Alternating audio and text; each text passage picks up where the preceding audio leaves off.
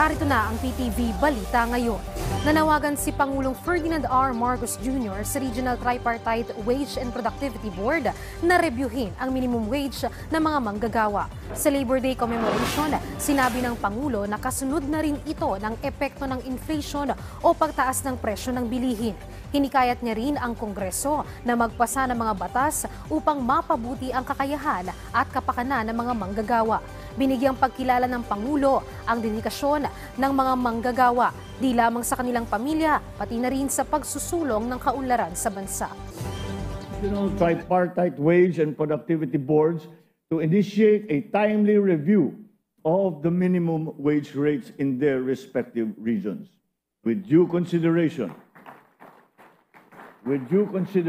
to the impact of inflation, amongst others, within 60 days prior to the anniversary of their latest wage order.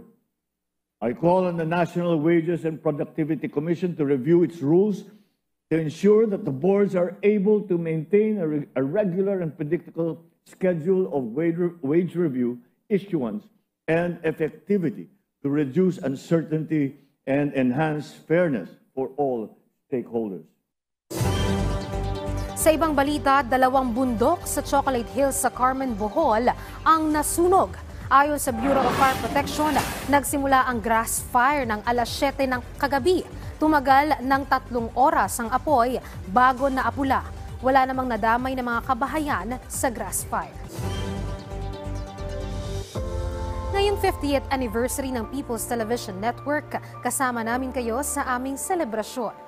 Kung kayo'y naging bahagi ng PTV, aming natulungan o may memorable experience sa People's Television Network, magpadala lang ng alinmang picture, videos o testimonies sa kwentongptv@gmail.com.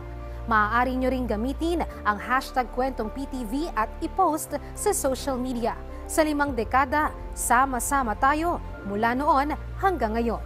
Dahil ang PTV ay para sa bayan at ang pambansang TV ay para sa bagong Pilipinas. At yan ang mga balita sa oras na ito. Para sa iba pang updates, i-follow at ilike kami sa aming social media sites sa @PTVPH. Ako si Luisa Erispe para sa pambansang TV sa bagong Pilipinas.